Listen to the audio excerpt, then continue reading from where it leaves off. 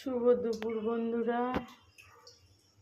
দেখো আজকে কি কি রান্না করেছি। এটা হচ্ছে বাঁধাকপির তরকারি নিরামিষ, আর এটা হচ্ছে পুঁই শাক, চিংড়ি, কুমড়ো, বটবটি দিয়ে একটা পাঁচমিশালি তরকারি হয়েছে। আর এই যে মাছের ডিম আলু, এই মাছের ডিম আলুর তরকারি হবে। এটাও পেঁয়াজ রসুন ছাড়া রান্না করব।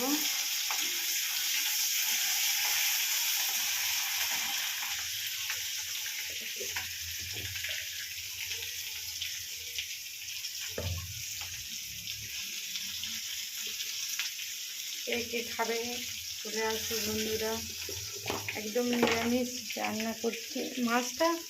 মাছের ডিমটা এমনি প্লেনই করব, আদা জিরে বাটা দিয়ে, আদার্স কিছু দেবো না।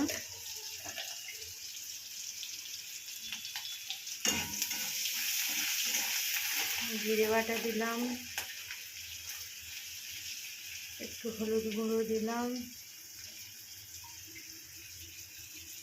একটু লঙ্কার গুঁড়ো দিলাম।